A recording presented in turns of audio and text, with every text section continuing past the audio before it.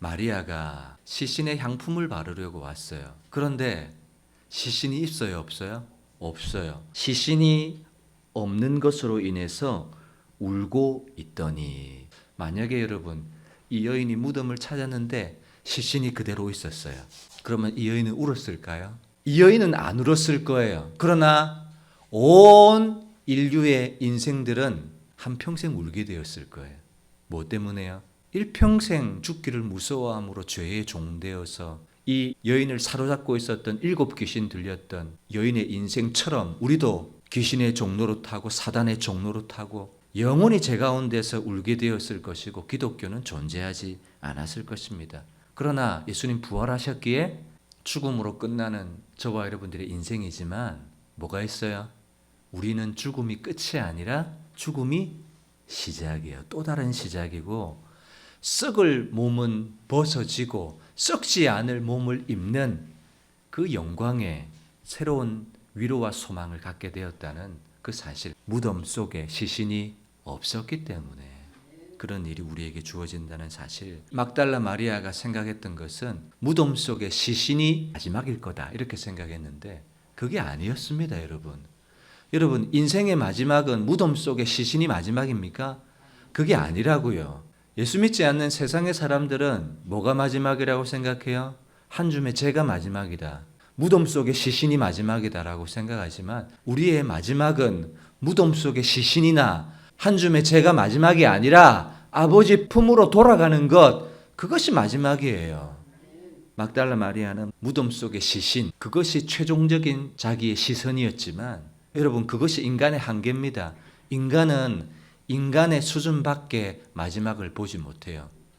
그러나 예수님을 만나는 순간 죽음이 끝이 아니라, 무덤이 끝이 아니라, 무덤 속에 썩어 있는 시신이 끝이 아니라 그 너머에 무엇이 있다는 사실을 우리에게 분명히 말해주고 있습니다. 무덤 안을 이 여인이 보니까 천사가 이야기합니다. 13절, 어찌하여 우느냐?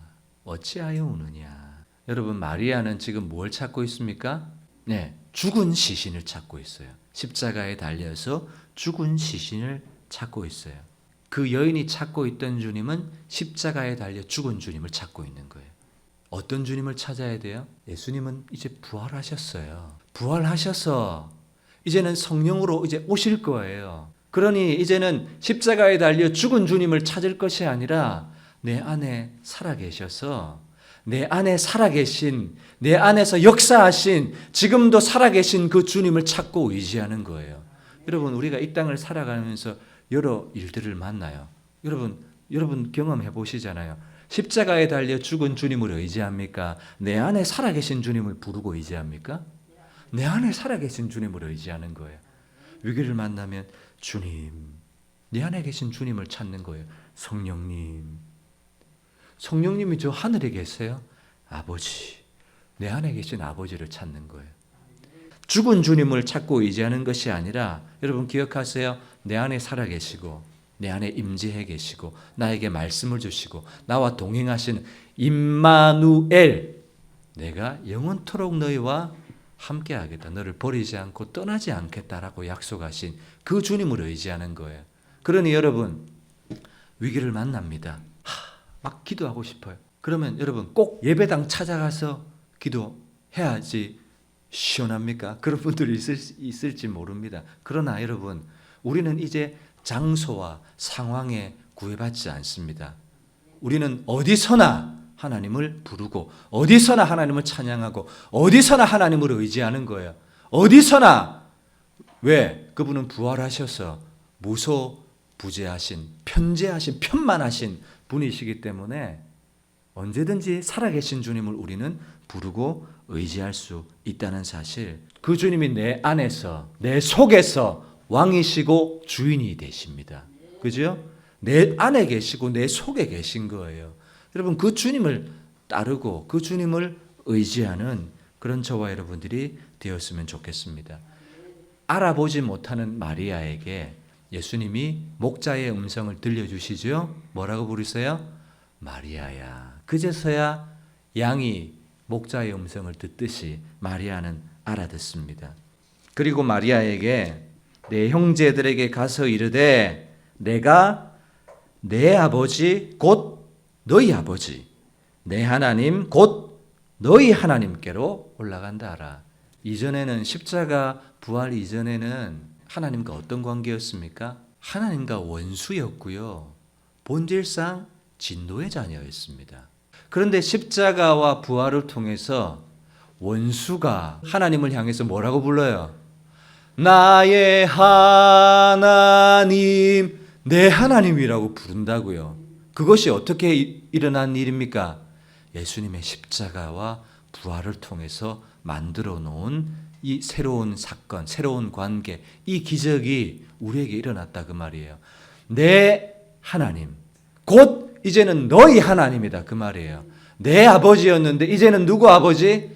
내 아버지, 너희 아버지다 그 말이에요. 그러니까 저도 아버지, 나의 아버지라고 부를 수 있게 되었고 여러분들도 내 아버지, 나의 아버지라고 부를 수 있게 되었던 이 사건이 십자가와 부활이 가져다 준 사건이라는 겁니다. 여러분, 이 사실이 저와 여러분들에게 감격스럽게 다가오셨으면 좋겠습니다. 여러분, 삶의 슬픔의 자리, 눈물의 자리, 고통의 자리 속에서 아버지, 내 하나님. 여러분, 그것이 능력인 것을 경험해 봐야 아버지, 이게 얼마나 능력 있는 말인지 몰라요. 여러분, 그 경험, 그 능력을 체험해 봐야 깊은 골방의 자리에 들어가서 아버지, 다른 말 안 해도 돼요. 아버지, 하나님, 내 하나님. 여러분, 이것만 해도 회복이 일어나고 치유가 일어나고 사단 마귀가 쫓겨나가고 소망이 생기고 위로가 생기고 능력이 나에게 부어지는 이 경험을 해봐야 돼요. 그런데 아버지, 이 말의 능력을 경험해 본 적이 없어요. 나의 아버지, 나의 하나님, 이 말의 위로를 느껴본 적이 없어요. 받아본 적이 없어요. 여러분들 삶의 자리에서 부활의 주님이 내 안에 계시기 때문에 언제든지 나는, 그래서 여러분, 이 말이라는 것은 얼마나 중요한지 몰라요. 어떤 일을 딱 만났는데 이 나쁜 놈 이래 해버리면 아버지, 이 말은 쓸 수가 없어요. 저놈의 새끼, 이 말을 뱉어버리면 나의 하나님, 한 셈에서 두 말이 나올 수가 없다고요. 그러니 여러분, 이건요 훈련이에요. 훈련, 경건의 연습이에요. 꼭 삶의 자리에서 여러분 해보세요. 반복하시고 연습해보세요. 사람을 향해서, 환경을 향해서, 형편을 향해서 독한 말, 나쁜 말을 뱉어버리면 안 돼요. 먼저 뭐 하셔야 돼요? 아버지, 하나님. 이래야 그 다음에 뭐가 나와요? 기도가 고리가 되어서 따라 나온다고요. 생명의 언어가 따라 나온다고요. 그런데 육신의 말을 툭 내뱉어버리면 이제 아버지라고 부르기가, 성령님이라고 부르기가 입이 부끄러워가지고 말이요 나오지 않아요. 그렇기 때문에 항상 뭐 하셔야 돼요? 아버지, 하나님. 왜? 그분은 나의 아버지고 나의 하나님이시기 때문에 그 사실을 마리아에게 말해주고 있습니다.